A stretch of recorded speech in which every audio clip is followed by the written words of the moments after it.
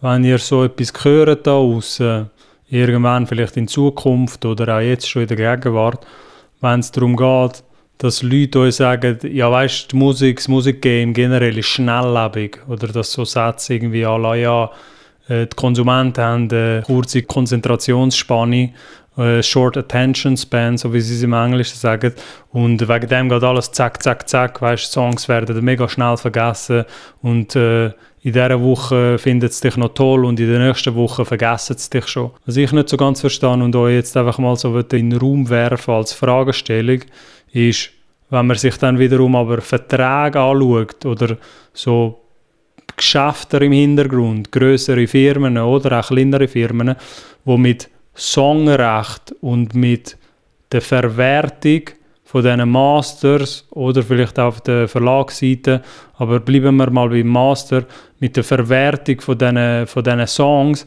Geld machen, bei denen in ihrer Welt, könnte man so sagen, von gewissen von diesen Firmen, dort sind die Verträge oder die Geschäfte im Hintergrund alles andere als schnelllebig. Wenn ihr jetzt denkt, ja, aber an was merkt man das? Allein schon, dass dort im Verwertungszeitraum, also so lange, wie sie die Nutzungsrechte haben zu diesen Songs, sagen wir, wenn du mit einer Firma exklusiv etwas machen würdest, es gibt halt keinen Standard.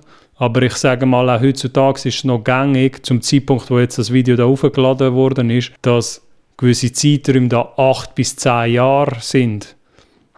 Oder sagen wir mal über 5 Jahre. Und einfach mal als Disclaimer, dass ihr ein bisschen meinen Input dort mitbekommt. Ich finde, im Streaming-Zeitalter, so in der Welt, wo wir uns jetzt befinden, ist alles nach 3 Jahren ist für mich schon sehr, sehr lang. Also ich würde mir extrem gut überlegen oder bräuchte sehr, sehr, sehr gute Gründe, um irgendwelche Sachen abschliessen oder Geschäfte eingehen mit irgendjemandem, wenn es das Nutzungsrecht oder die Verwertung von deinen Songs betrifft, exklusiv, die länger als 3 Jahre sind. Das ist für mich nicht nur ein Geldbetrag, der dort müsste fliessen, der einfach sehr hoch ist, sondern das hat dann auch damit zu tun, was in diesen 3, 4, 5 Jahren überhaupt passiert mit diesen Songs. Und ob du dort eine Zusicherung bekommst, dass eben im Jahr 3, 4, 5 oder 6 auch noch etwas passiert mit diesen Songs.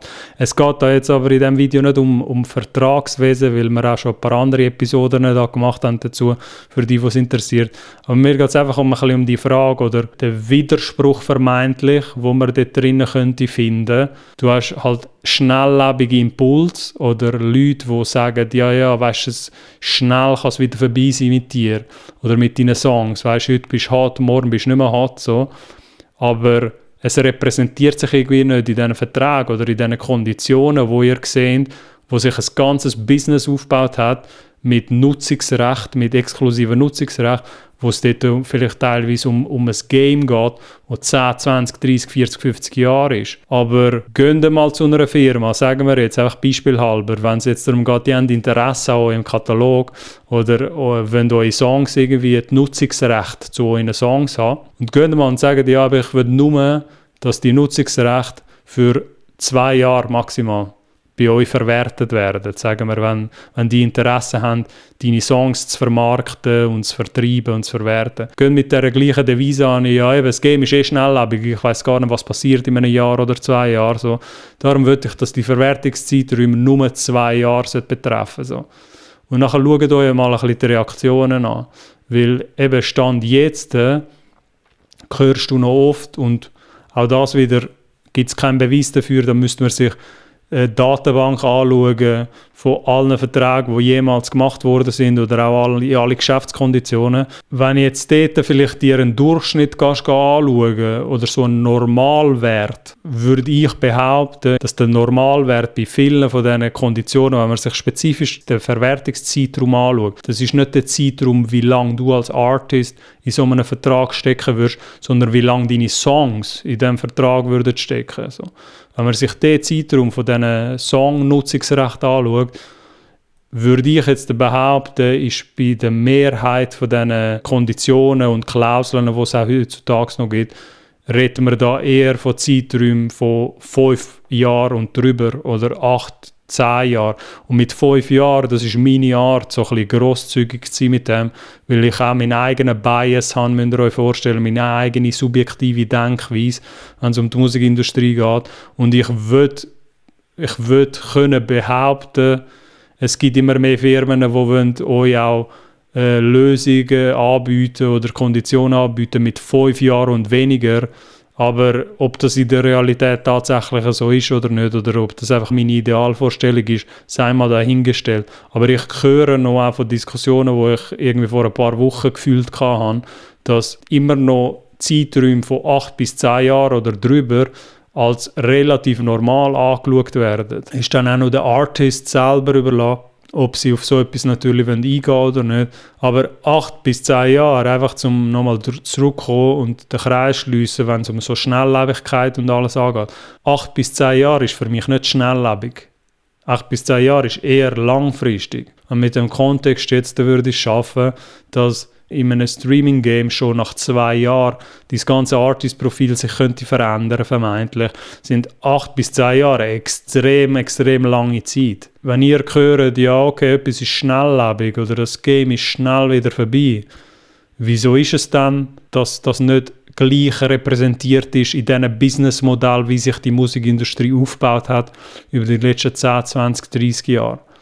Weil dort redet man dann eher von einem langen Spiel. Ich habe das halt so mitbekommen, wenn jetzt in diesem Sommer der Song nicht gepumpt wird, dann gibt es auch einen nächsten Sommer und einen übernächsten Sommer. Und vielleicht hast du den Mut jetzt noch nicht gecatcht bei deiner Zuhörerschaft mit gewissen von deinen Songs, mit gewissen anderen Songs vielleicht schon, aber für gewisse Songs, wo sie noch nicht warm geworden sind, werden sie vielleicht in 6 Monaten warm. Und dort, wenn man so von Short Attention Span, also so kurze Konzentrationsspanne bei den Konsumenten hat, oder das ist alles sehr schnelllebig, du musst schauen, dass schon 2 Wochen nach Release, dass es explodiert und so. Dort würde ich auch eher so ein bisschen die Schnelligkeit dort rausnehmen oder den Stress von dieser Schnelligkeit und das ein bisschen entschleunigen und sagen, es ist auch cool, wenn es in den ersten 3 bis 4, 5 Monaten nicht so viel passiert mit dem Release, weil vielleicht kannst du auch im Monat 5 oder im Monat 6 auf irgendeine coole Content-Idee kommen und nachher geht es dort weiter. Es ist nicht verloren, nachdem jetzt der Song die ersten 2 Wochen oder 3 Wochen vom Release nicht den grossen Boom gemacht hat, wo man sich irgendwie selber vorgestellt hat. Ich wollte das einfach so ein bisschen in den Raum werfen, generell, oder euch ein bisschen den Denkanstoss geben, dass das nächste Mal, wenn ihr das mitbekommt oder auch selber daran denkt, ja weißt, es ist alles so schnelllebig, es geht alles schnell wieder vorbei, so wenn es jetzt um Musikkonsum geht oder wenn es meine eigenen Songs betrifft, fragt euch ein bisschen dort, innerhalb von der ganzen Musikindustrie, wenn ihr jetzt jemand wäret, der so ein bisschen an diesem Musikgame mitmachen. Ich nenne es jetzt so spielerisches Game, aber ihr versteht, es gibt viele Arten, um das so zu benennen. So. Ich würde es jetzt auch nicht verharmlosen, indem ich sage, es ist ein Musikgame. Aber gewisse Leute, die mitmachen wollen bei dieser Sache, wie auch immer du das nennen willst, dass ihr euch auch überlegt, das nächste Mal, wo so ein Gedanke kommt, ja, es ist immer schnell wieder vorbei oder ich muss die ganze Zeit dranbleiben, dass ihr euch ein bisschen darauf beruht, dass viele von diesen grössten Musikfirmen, die sich etwas aufgebaut haben in diesem Spiel, ich sehe jetzt nicht, dass die eher so die ganze Zeit kurzfristige 1-2 Jahresplays machen. Ich sehe eher, dass dort ein riesiges Konstrukt dahinter ist, wo man von Business-Konditionen redet und Geschäftsbeziehungen, die mehrere Jahrzehnte lang gehen.